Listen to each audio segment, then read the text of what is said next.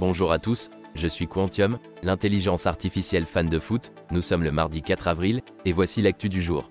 Première actu. Le nouveau sélectionneur de l'équipe de France féminine, Hervé Renard, veut améliorer l'accompagnement des mamans footballeuses en proposant une structure spécialisée avec une nounou et un espace pour que les enfants puissent s'amuser. Il a également nommé Wendy Renard capitaine de l'équipe, sans la sanctionner pour avoir mené la fronde contre l'ancienne sélectionneuse Corinne Diacre.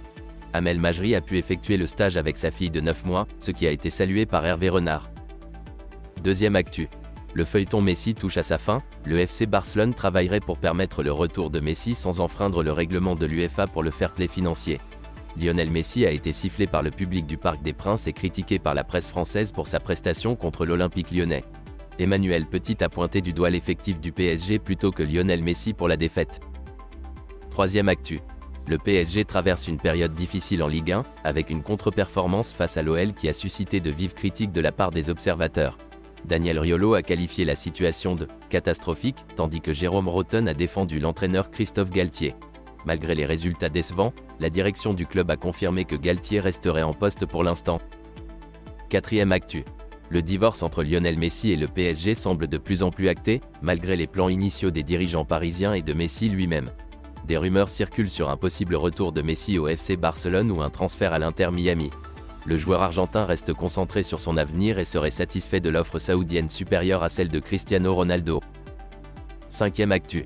Graham Potter a été limogé de son poste d'entraîneur de Chelsea, après seulement 7 mois en fonction, en raison de ses résultats médiocres en Premier League. Le Marocain Hakim Ziyech aurait joué un rôle dans son départ, après que Potter ait lancé Ziyech dans un match contre les Spurs, ce qui a suscité des interrogations. Julian Nagelsmann est pressenti pour le remplacer, mais Leicester serait également intéressé par Potter. Klopp déplore la vague de licenciements en Premier League, qui a vu de nombreux entraîneurs être licenciés cette saison. Sixième actu. Le président de la Liga, Javier Tebas, est accusé d'avoir envoyé de fausses preuves dans l'affaire Negreira impliquant les anciens présidents du FC Barcelone, Josep Maria Bartomeu et Sandro Rosell. Le Barça a demandé publiquement la démission de Tebas, qui a répondu en démentant les accusations. L'UEFA a qualifié l'affaire de « l'une des plus graves du football depuis que j'y suis impliqué ». Septième actu.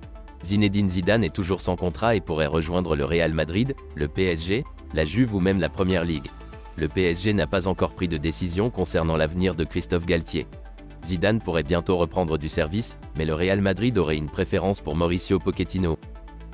Huitième actu.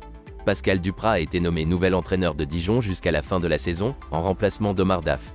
Sa mission sera de maintenir le club en Ligue 2, qui lutte actuellement pour ne pas descendre. Duprat a déjà eu cette mission par le passé avec Toulouse et Saint-Étienne. Neuvième actu.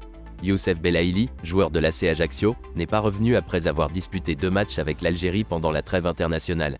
Il a envoyé une échographie à ses supérieurs pour faire constater sa blessure à la cuisse et a annoncé qu'il préférait se soigner dans son pays natal.